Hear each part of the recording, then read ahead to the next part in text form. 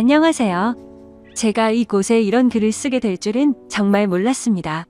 기막힌 제 사연을 들어주시고 인생을 더 경험해보신 분들의 진심 어린 조언을 부탁드립니다. 사랑과 전쟁이란 드라마를 보면서 실제로 저런 일이 벌어질까 하고 궁금했습니다. 제 상식으로는 도저히 이해가 안 가서 픽션일 거라 생각했지만 실화의 근거를 둔 거라 하더군요. 드라마라고 해도 믿기 힘든 제 얘기를 한번 들어봐 주세요. 얼마 전 주말 저녁이었습니다. 아내는 직장에서 회식이 있다면서 늦을 거라 전화를 했습니다. 저는 애들과 저녁을 먹고 나서 TV를 보며 시간을 보내고 있었죠. 아내는 회식이 있는 날은 보통 밤 10시쯤 집에 들어오곤 했기에 그 전에는 굳이 회식을 방해하고 싶지 않아서 전화를 하지 않았습니다. 그런데 그날따라 밤 10시가 넘어서도 아내가 들어오지 않자 걱정이 된 저는 아내에게 전화를 하게 되었죠. 하지만 신호음을 한참 기다려봤지만 전화를 받질 않았고 그 이후로도 서너 번 전화를 했는데도 안 받더군요. 언제 오냐고 문자를 해도 대꾸가 없고요. 그렇게 20분가량을 걱정되는 마음으로 기다리다가 10시 20분쯤 되어서 다시 전화를 했을 때 아내는 전화를 받았고 집에 가는 택시 아니라고 했습니다. 그래서 걱정되던 마음이 한결 놓였고 전화를 끊으려고 하는데 아내의 목소리 뒤로 웬 남자 목소리가 갑자기 들리더라고요. 처음엔 택시 기사님이나 라디오에서 나오는 소리라고 생각하고 아무 말 없이 끊었죠. 그런데 아내가 회식을 하는 장소는 집에서 택시로 10분 정도 거리인데 11시가 넘어가는데도 아내가 집에 들어오지를 않더라고요. 또 다시 걱정이 된 저는 밖에 나가서 지나가는 택시들을 보면서 계속해서 전화를 했죠. 그런데 또 아까처럼 신호는 가는데 받지를 않더라고요. 그때부터 저는 무슨 일이 생긴 건 아닌가 애가 타기 시작했습니다. 그렇게 자정이 다 될 때까지 1시간이 넘도록 전화를 하자 드디어 연결이 됐습니다. 그런데 아내가 대꾸를 하는 게 아니라 웬 남자 목소리가 나더니 아내랑 대화를 하는 게 들리더라고요. 아마 아내가 전화 수신을 거절하려다 실수로 통화 버튼을 잘못 누른 것 같았습니다. 무슨 일인가 싶어 얼른 녹음 버튼을 누르고 아내를 불렀는데도 대답이 없길래 가만히 그 둘의 대화를 듣고만 있었죠. 아내는 그 남자에게 오빠 하며 자기를 어떻게 생각하냐는 둥, 오빠 아내하고 비교해서 누가 낫냐는 둥 이런 질문을 하는 것이었어요. 남자는 아내한테 네가 그동안 내가 만난 여자 중에 제일 이쁘다면서 자기야 이리 와 하더니 내가 앞으로 다 책임질게 라는 소리가 들리더라고요. 그러자 아내는 오빠만 믿으면 되는 거지? 이딴 헛소리를 짓걸리더라고요. 순간 머리가 멍해지면서 아무 생각이 안 났습니다. 그래도 일단 뭘 어떻게 할 수가 없었기에 가만히 듣고 있었죠. 아내는 전화가 연결된 걸 모르고 있으니까 그놈이랑 거리낌 없이 이 얘기 저 얘기를 하더군요. 중간중간 어김없이 연인들이 대화하는 듯한 헛소리가 들렸고 왔다 갔다 하는 발걸음 소리에 화장실 물 내리는 소리도 들리고 남자가 냉장고 안에 물을 꺼내서 목마르다는 아내한테 주는 소리도 들리고 내가 듣다 기가 막혀서 큰 소리로 소리를 지르고 이름을 불러도 듣지를 못하더라고요. 벌레 씹은 표정으로 계속 듣고 있다 보니 갑자기 연결이 끊겨 버리더라고요. 아내한테 계속 전화를 하다 보니 제 휴대폰이 방전이 된 거였습니다. 얼른 집으로 들어가서 충전기를 연결하고 다시 전화를 계속 해보니까 안 받더라고요. 애들은 자고 있고 혼자서 아내를 기다리는 시간은 참으로 말할 수 없이 참담했죠. 계속 줄담배를 피우면서 아내를 기다렸습니다. 새벽 2시가 넘어서 집에 들어온 아내는 제가 자는 줄 알고 안방에는 들어오지도 않고 그냥 거실 소파에 누워 있더라고요. 제가 불을 켜고 들여다보니까 화들짝 놀래서 일어나더군요. 저는 아내를 데리고 안방에 들어와서 어디 갔다가 이제 오길래 전화도 안 받았냐고 조용히 물었죠. 아내는 회사 사람들이랑 노래방 갔다가 해장국집에서 얘기 좀 하느라 늦었다 했죠. 말하는 게 술이 아직도 덜 깬 것 같았어요. 주먹으로 한 대 패고 싶은 마음을 억누르며 녹음한 음성 파일을 들려줬죠. 여기 어디냐고 하니까 해장국집이래요. 그래서 제가 그랬죠. 니들은 무슨 해장국집에서 사랑한다는 헛소리를 하냐? 그리고 당신이 오빠 하는 놈은 누구냐고 물으니까 술에 취해서 잘 기억이 안 나지만 같이 일하는 회사 동료라고 말하더군요.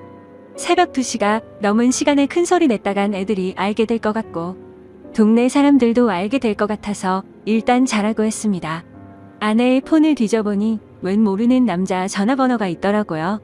그래서 아내 폰으로 전화를 하니 받질 않더군요. 일단 끓어오르는 분노를 삭히며 날이 밝기만을 기다렸습니다. 애들이 교회 간다고 나간 후에 어느 정도 정신이 돌아온 아내에게 물었죠. 밤새 음성 파일을 수십 번 들어봐도 이건 모텔이다. 무슨 해장국집에 화장실과 냉장고가 딸린 방이 있냐고 추궁했죠. 계속되는 저의 추궁의 아내는 술이 너무 취해 기억이 없다고만 하더군요. 기억나는 건 해장국집이 마지막이고 1차 회식 끝난 후부터 해장국집 갈 때까지의 기억은 끊겼다고 하더군요. 그럼 이 녹음 파일을 내 귀로 들어봐라 하고 들려줬죠. 제 아내는 대화 나누는 소리 이외에는 다른 소리는 전혀 안 들린다더군요.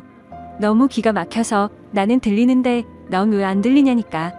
그 남자랑 신체 접촉은 절대 안 했기 때문에 자신은 들리지 않는다는 말도 안 되는 소리를 하는 겁니다.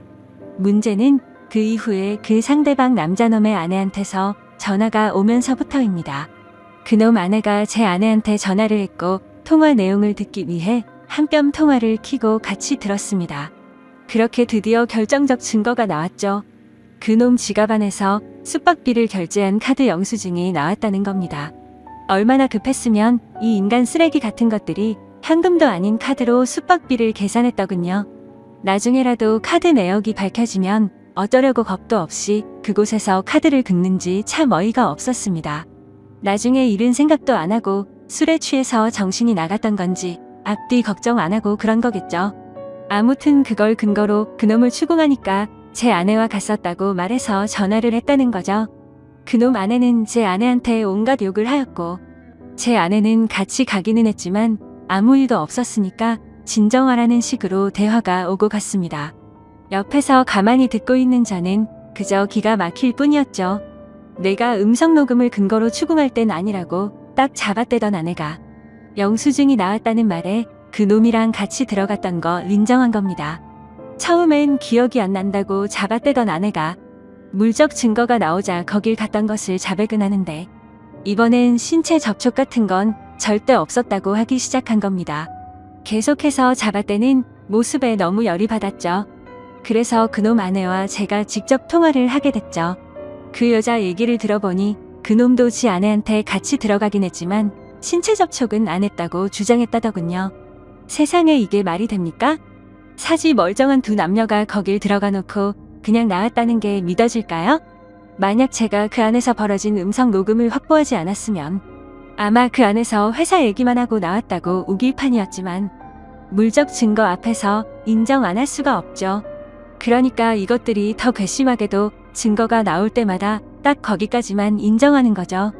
처음에는 둘이서 2차로 해장국집만 갔다고 했다가 카드 영수증 나오니까 걷길 간 거까지만 인정하고 아무 짓 안 했다고 하다가 음성 파일 들려주자 서로 술에 취해서 헛소리를 한 거지만 신체 접촉은 없다는 식으로 확실한 증거 앞에서만 자백을 하는 식이었죠. 그렇다고 어떻게 할 수도 없는 노릇이었습니다. 직접적인 물적 증거는 없었으니까요. 밤새 잠도 못 자고 담배만 피웠더니 머리가 너무 무겁더군요. 밖에 나가 또 다시 담배를 피워 물며 이것들을 어떻게 해야 하나 생각했습니다. 그 놈과 웃으면서 얘기를 나누던 아내의 목소리가 떠올랐고 그 놈과 사랑한다면서 이야기를 주고받는 아내의 모습이 눈앞에 아른거리면서 정말 참담하고 분노가 미쳐버릴 심정이 되었습니다. 이런 짓거리를 한 아내를 어떻게 해야 하나 머릿속이 복잡했습니다. 집에 다시 들어가 보니 아내가 그놈 아내랑 통화를 하고 있었습니다. 제 아내는 그놈 아내한테 아니에요. 오해하실까봐 그런 거예요? 이런 말을 하고 있더라고요. 전화기를 뺏어서 그놈 아내한테 무슨 얘기냐고 했더니 좀 전에 지 남편이랑 제 아내가 통화하는 걸 들었는데 그놈이 제 아내가 괜찮은지 안부 전화를 했다는 겁니다. 제가 밖에 있는 사이에 그놈한테 문자를 보내서 무조건 안 했다고 딱 잡아떼라고 하자 그놈이 제 아내가 남편인 저한테 폭행이나 당하지 않았을까 걱정이 돼서 전화를 했는데 그걸 그놈 아내한테 또 들킨 거죠. 아내가 보낸 문자도 들키고요.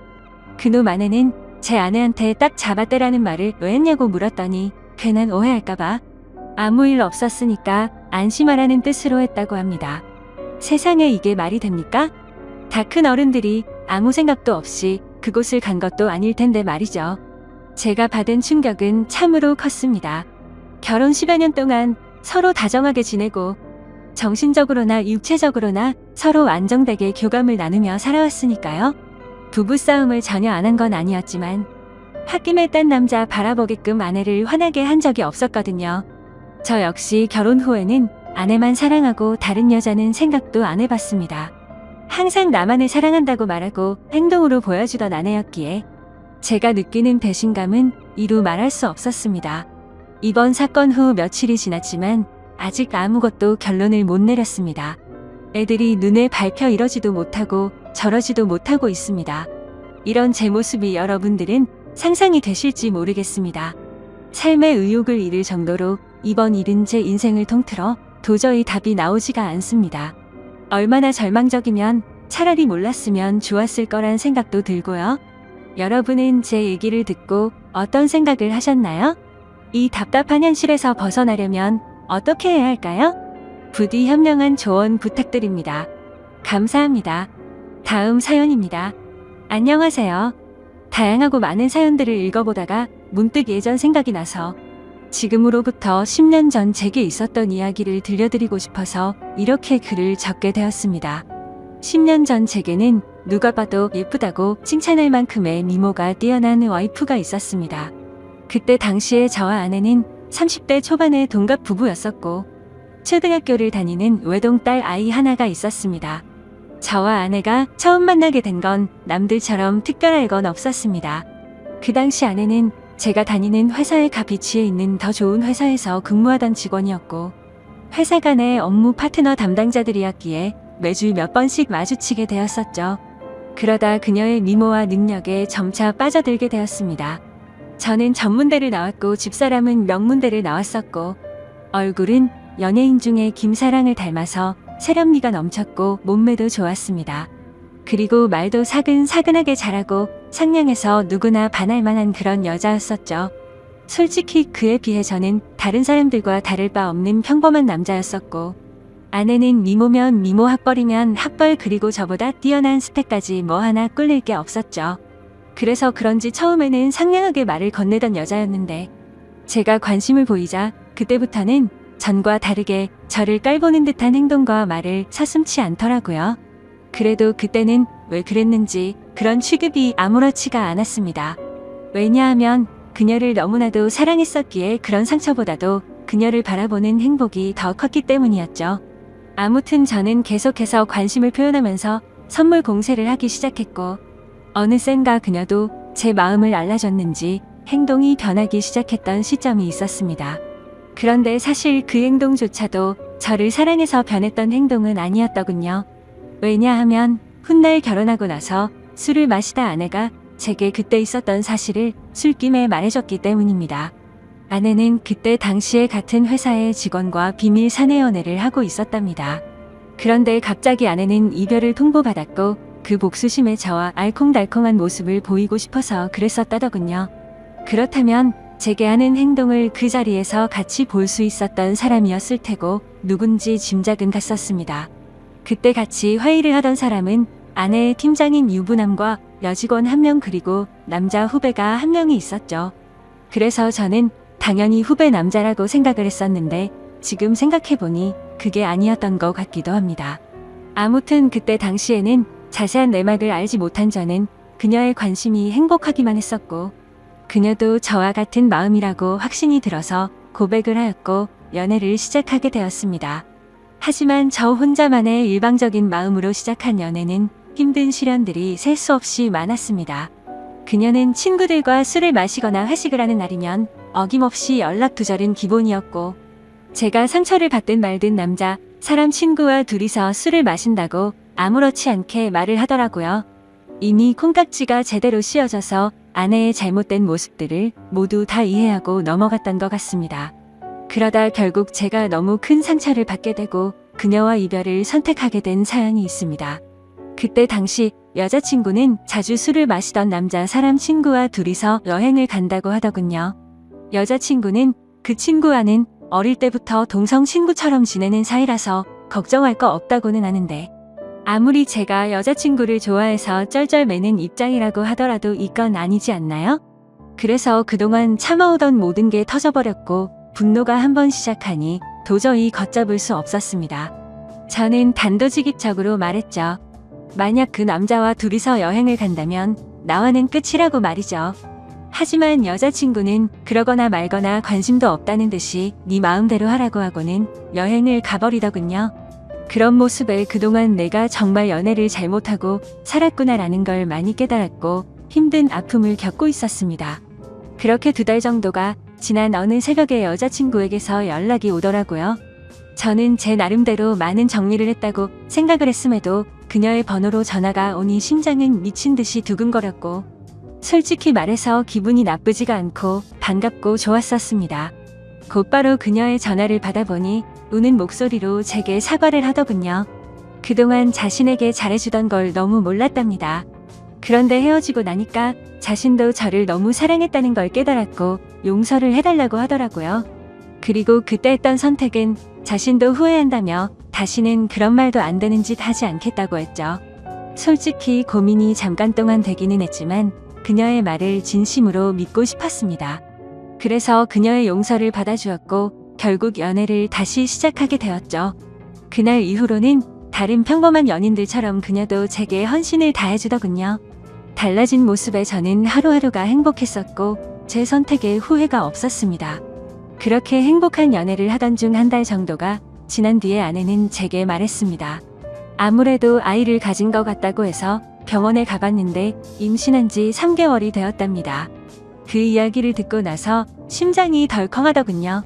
솔직히 기분이 좋아야 정상인데 뭔가 석연치 않은 기분이 들었기 때문입니다. 3개월 전이면 아내가 남자 사람 친구와 여행을 갔을 시기와 겹쳤기 때문이었죠. 그래서 저는 더 이상 의심하고 싶지도 않았고 직설적으로 물어봤습니다. 혹시 그 남자랑 여행 가서 별일이 없었던 거 맞냐고 했죠. 그러자 여자친구는 불같이 화를 내면서 무슨 그따위 생각을 하냐고 하더라고요. 정말 그 친구와는 동성 친구처럼 지내는 사이라서 아무 일도 없었답니다. 그리고 정의심이 되면 나중에 아기 낳아서 유전자 검사를 해도 된다고 하면서 괜히 책임지기 싫으니까 핑계대는 거 아니냐면서 오히려 저를 몰라붙이더라고요. 그래서 일단 당장은 아내의 당당한 태도에 제가 너무 의심만 가지고 기분 나쁜 소리를 한 건 아닌가 싶어서 사과를 했고 결국 아내와 저는 아이를 낳기로 결심을 하고 서둘러서 결혼을 했습니다. 신혼집은 걱정이 없었고 아내도 그걸 잘 알고 있었습니다. 그때 당시에는 부모님께서 하시던 자영업이 잘 되고 있었기 때문에 모아둔 재산이 제법 많았었기 때문이었죠. 그래서 신혼집을 서울 한복판에서 대출 없이 작가로 시작했습니다. 그때는 정말 남들 부러울 거 하나 없었고 진짜 세상이 모두 다 제 것만 같았습니다. 결혼을 하고 나서 집사람은 곧바로 다니던 회사를 그만두고 딸 아이를 출산하게 되었죠. 그리고 아내와의 합의하에 따라 이와 저의 유전자 검사를 해봤는데 제 친자식이 맞더라고요.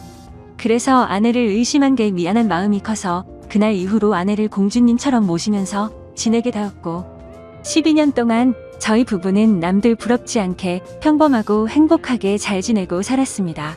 물론 그 생각은 지금 다시 생각해보면 저 혼자만의 착각이었던 것 같지만요.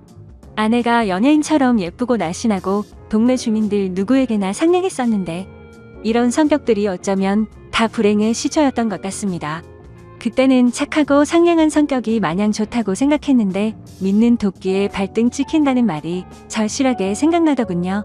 아무튼 어느 날 옆집의 유명 배우처럼 생긴 데다가 근육질 몸매의 얼굴도 잘생긴 30대 정도의 이혼남이 이사를 오게 되었습니다. 아마도 그 시기부터 뭔가 모르게 평화로웠던 제 삶이 엉망진창으로 뒤엉켰던 것 같네요. 그 사람이 이사를 오고부터 복도에 담배 냄새가 많이 났었고 담배꽁초가 많이 버려져 있었습니다. 그걸 참다 못한 집사람이 그놈에게 주의를 준다고 하면서 말을 섞더니 그 남자에 대해서 나쁜 사람이 아니었다며 저보고도 오고 가며 친하게 지내라고 하더라고요. 솔직히 그때는 그냥 그런가 보다 정도였습니다. 하지만 아내는 저와 이야기를 할 때 자신도 모르게 매번 옆집 아저씨가 이랬다 저랬다라고 하면서 언제부턴가 옆집에 사는 이웃남의 이야기를 과하다 싶을 정도로 많이 하더라고요. 그래서 제가 회사에 출근을 하고 나서 저렇게 많이 이야기를 나누는 건가 싶었습니다. 그렇다고 괜히 예전처럼 또다시 의심을 할 수도 없는 노릇이었고 혹시라도 찌질하게 보일까 봐서 일체의 잔소리를 삼가했습니다. 결혼 전에도 딸아이가 제 아이가 아니라고 의심했던 미안함이 너무 컸었기에 사랑하는 아내를 믿을 수밖에 없다고 생각을 했고 그때까지만 해도 다른 생각은 딱히 하지 못했습니다. 하지만 날이 가면 갈수록 아내의 행동에서도 많은 부분들이 달라지는 게 느껴지기 시작했죠. 언제부터인가 제가 퇴근을 하고 집에 들어오면 집사람이 집안에서도 화장을 진하게 하고 있다든지 평소와는 다르게 집에서 입는 반바지나 치마가 과하다 싶을 정도로 많이 짧아졌습니다. 제가 고지식해서 하는 생각이 아니라 그냥 누가 봐도 민망하다 싶을 정도로 너무 많이 드러냈었죠. 오죽하면 근처 슈퍼에 가서 담배를 사고 있을 때 슈퍼 아주머니가 그러더군요. 아이 엄마가 너무 노출이 심하다면서 요즘 동네 아줌마들 사이에서도 말들이 많다고 하더라고요. 하지만 과거에도 아내의 미모를 시기 질투해서 가끔 그런 이야기들이 오고 간 적이 있어서 대수롭지 않게 생각했고 집에서만 지내다 보니 아내가 많이 외로워졌나? 라는 생각까지 들더라고요.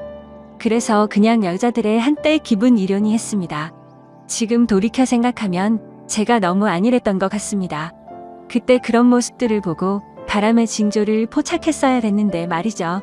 그렇게 아내를 믿으면서 평소와 다름없이 지내던 어느 날이었습니다.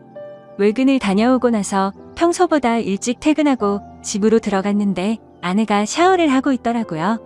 그래서 아무 생각 없이 옷을 갈아입고 안방에서 TV를 보면서 쉬고 있으니 아내가 욕실에서 나오더군요. 그런데 생전 처음으로 보는 민망한 속옷 차림으로 나오더니 아내도 약간 놀라는 듯한 눈치였습니다. 아내는 오늘 무슨 일로 일찍 들어왔냐고 하면서 놀라는데 오늘 외근 갔다가 일찍 들어왔다고 말했고 처음 보는 속옷이라고 하니까 기분 전환 겸 샀다고 하더라고요. 그래서 그냥 그런가 보다 생각은 했지만 도저히 주부의 속옷으로 보기는 힘들었습니다.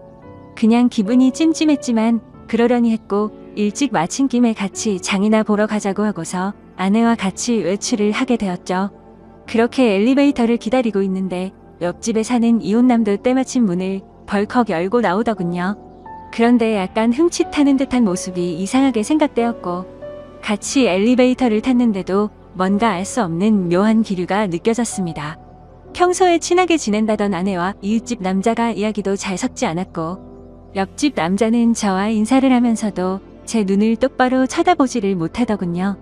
예전에도 이런 모습들이 보였기 때문에 단지 성격이 좀 소극적이거나 수줍음이 많은가 보다 생각했었고 그저 내성적인 사람이려니 생각했었습니다.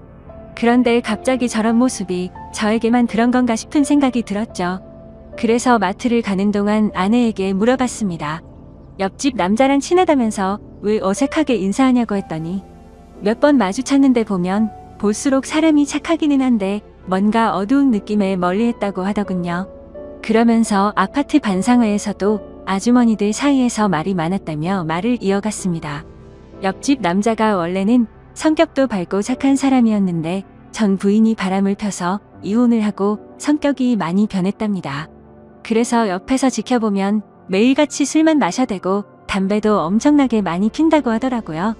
그 말을 듣고부터는 그날 이후로 옆집 남자에 대한 궁금증이 더 생겨나서 유심히 지켜보기 시작했습니다.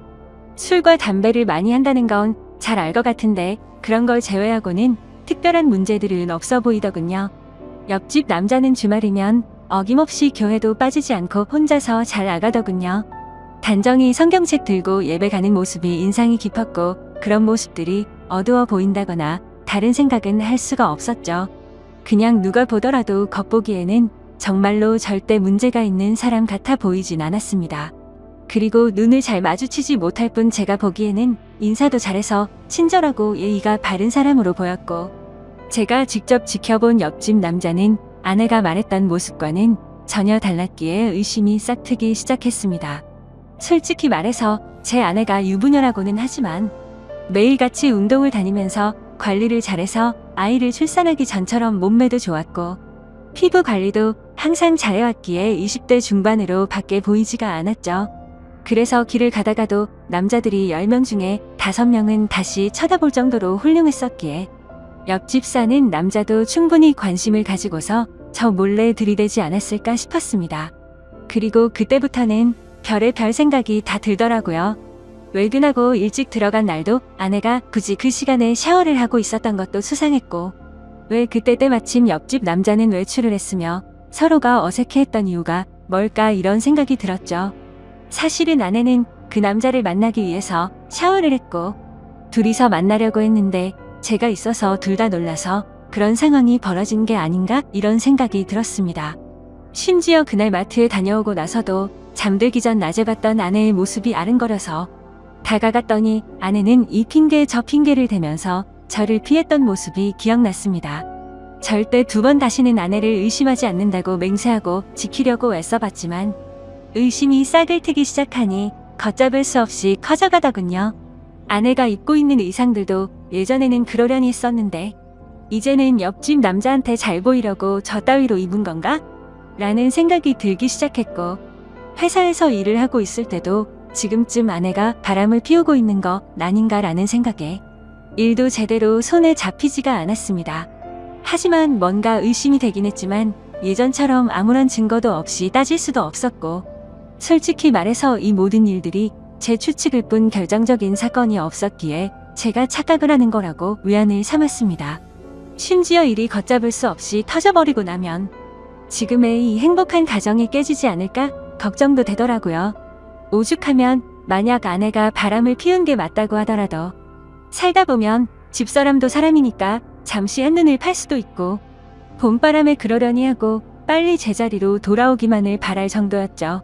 하지만 아무리 제 자신에게 주문을 걸듯이 편하게 생각하려고 해도 자꾸 이상한 기분은 지워지는 게 아니라 점점 더 커져갔고 더러운 기분은 머릿속을 떠나지를 않았습니다.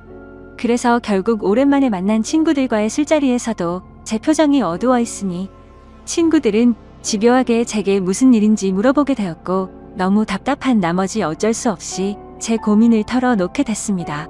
그랬더니 친구들은 한참 동안 고민을 하더니 한 친구가 솔깃한 방법을 제안해 주었습니다. 집안 천장에 작은 소형 카메라를 설치하는 게 어떻겠냐고 권하더군요.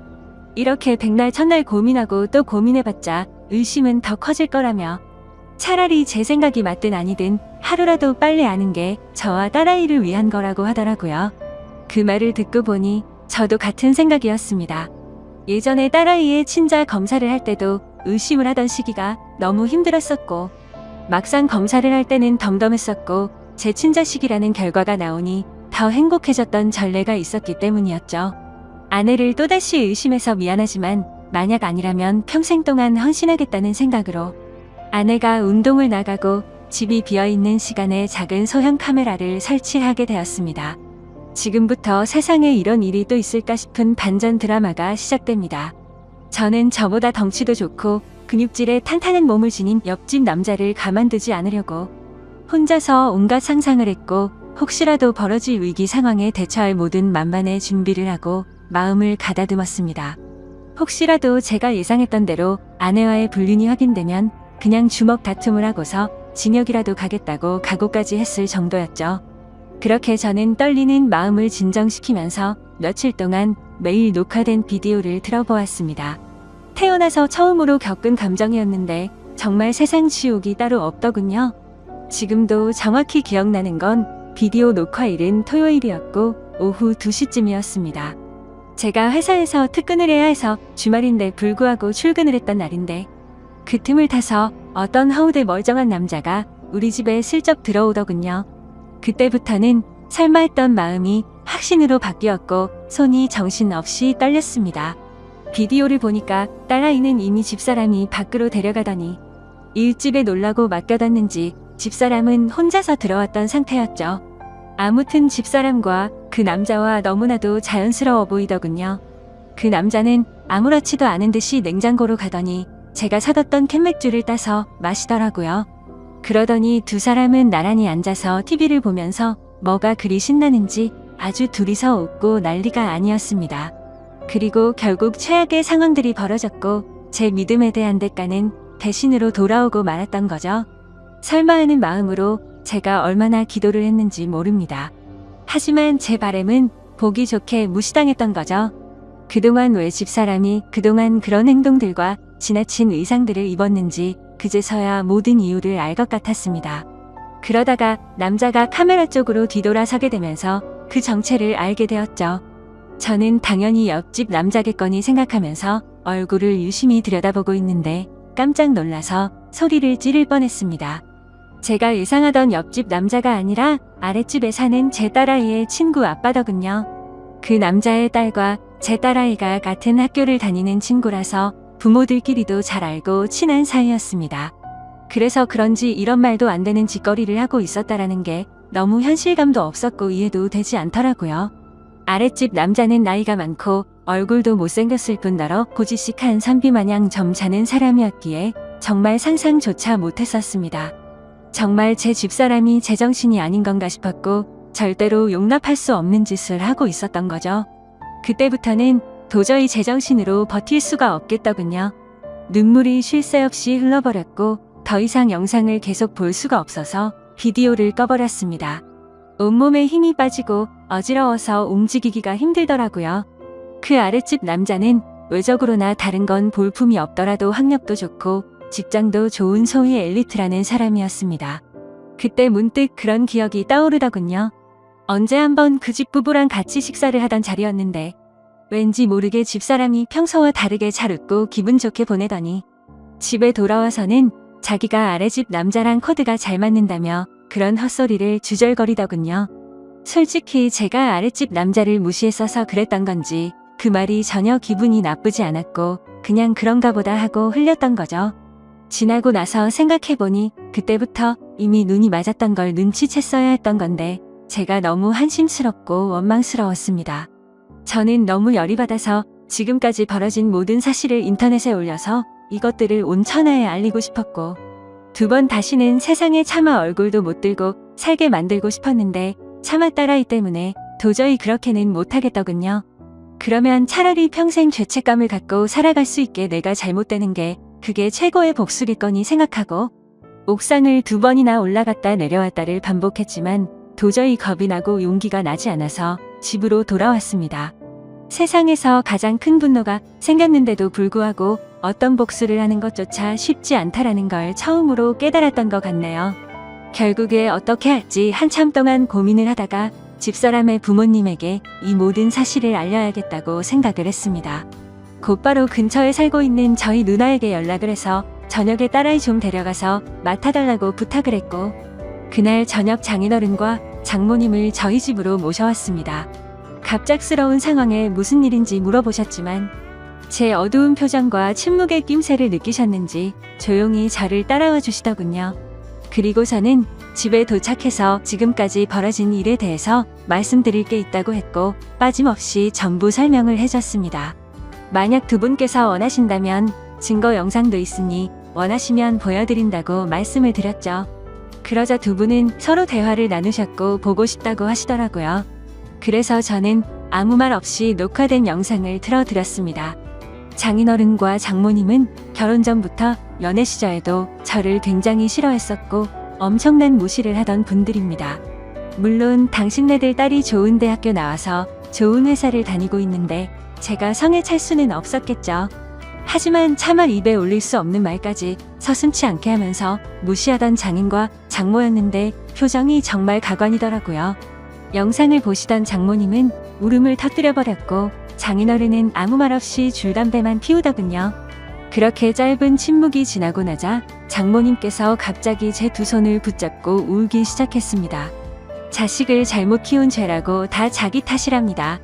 내 딸이 잠깐 정신이 나갔던 것 같다며 한 번 더 그러면 자신이 절대 가만두지 않을 거라면서 손녀딸을 생각해서라도 한 번만 용서를 해달라고 하더군요.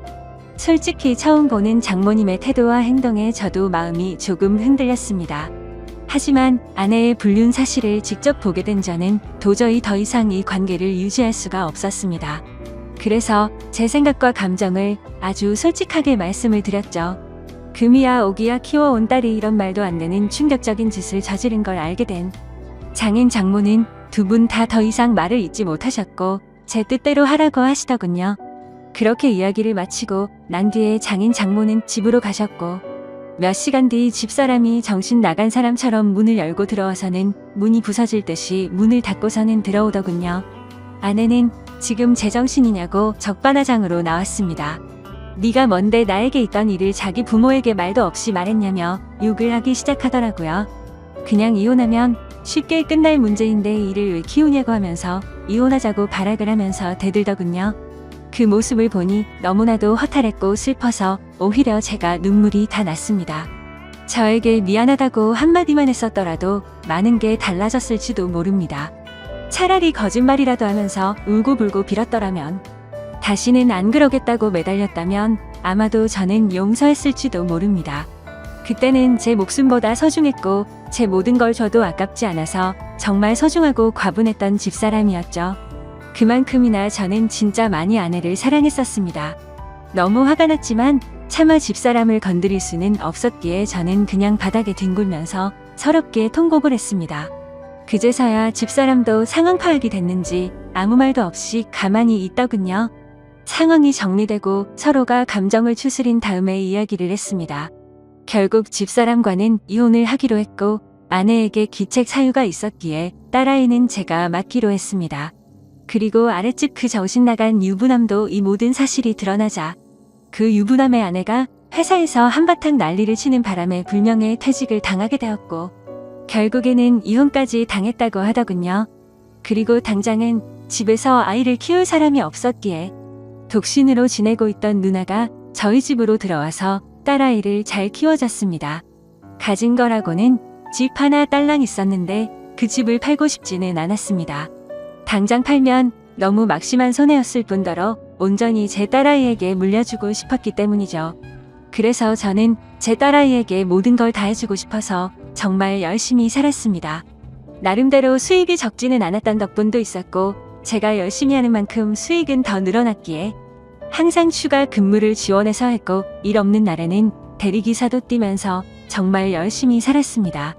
제가 부족해서 엄마 없이 키운 죄를 물질적으로 풍족하게 해서라도 딸아이에게 모든 걸 보상해주고 싶었죠. 저는 5년째 낡은 구두를 고쳐가며 신어도 제 딸의 옷과 신발은 꼭 유명 메이커로 사서 입히고 신겼습니다. 딸이 원하면 유학도 보내주고 원하는 건 다 해주고 싶었고 시집 갈 때도 진짜 잘해주리라고 마음먹고 악착같이 일만 했습니다. 그래서 일주일에 5번 넘게 마시던 술도 안 마시게 되었고 담배도 끊었습니다. 하루에 15시간씩 고된 일을 하고 집에 들어와서 공주님처럼 곤히 자고 있는 제 딸을 보면 신기하게도 그날 있었던 모든 피곤함과 스트레스가 모조리 사라지는 기분이 들더군요. 딸 아이가 엄마가 없는데도 불구하고 큰 말썽도 안 부리고 건강하게 잘 커져서 고마웠습니다. 쌓여가는 딸의 시집 미천 통장 잔고가 쌓여가는 걸 보면서 제 인생도 제자리를 찾아가는 기분이었죠. 그러다 딸 아이가 초등학교를 졸업하고 중학교 들어갈 때쯤 저에게 중매가 들어왔습니다. 여자가 얼굴도 참하고 통통하고 다 좋은데 약간씩 다리를 절더라고요. 공부도 많이 하지 못했고 집안에 돈을 보태주느라 모은 돈도 500만 원 정도밖에 없다고 했습니다. 허우대 멀쩡해서 예쁜 몸 자랑하느라 이 남자 저 남자한테 눈 웃음치면서 사는 여자보다는 낫다고 생각들더군요. 다리를 절어도 마음을 저는 것보다 제대로 정신 박힌 여자가 훨씬 더 낫겠지라고 생각을 했습니다. 저희는 그렇게 중매로 만나서 서로가 점점 호감을 쌓아가게 되었고 결국에는 따로 식은 올리지 않고 혼인신고만 하게 됐습니다. 그 이후로 저와 아내는 살림을 합치게 되었고 바로 그 다음 해에 아들을 갖고서 낳게 되었습니다. 지금의 제 아내는 처절하고 아팠던 지옥 같은 제 과거를 보상해주는 하늘에서 내려준 천사 같은 복덩어리였습니다. 아내는 빈손으로 결혼해서 미안하다며 늘 미안하다는 말을 입에 담고 살았고 제가 그렇게 말렸는데도 불구하고 살림에 도움이 되고 싶다면서 동네 마트에서 다리를 절면서도 알바를 하더군요. 딸도 사춘기를 잘 극복하고 공부도 잘해서 올해 서울 상위권 대학에 입학했습니다. 그래도 머리는 친모를 닮아서 그런지 공부는 잘했네요. 예전 집사람은 지방에서 연하남과 살림을 차렸다고 하던데 철이 없는 남자를 만났는지 형편이 말도 안 되게 어렵다고 하더라고요. 그래서 가족들한테 돈을 엄청나게 빌린 뒤로는 가족들에게조차 도통 연락이 없다고 하더군요. 뭐 그러던지 말던지 저는 제 인생을 살려고 합니다. 이젠 저는 두 아이들을 위해서 그리고 지금의 아내를 위해서 더욱 더 열심히 살 겁니다. 이 사연을 보시는 분들은 절대 바람 피우지 않으셨으면 하는 바람입니다. 남의 영혼에 상처 주지 말고 제발 남의 눈에 피눈물 나게 하지 마세요. 그 지옥을 겪어본 사람으로서 가장 사람을 비참하게 만들고 나락으로 떨어뜨리는 짓은 없다고 생각이 듭니다. 어제 성과금이 들어왔습니다. 오늘은 저녁에 아내가 좋아하는 소고기에 소주나 한 잔 마시면서 하루를 정리하려 합니다. 지금까지 제 사연을 읽어주셔서 감사합니다.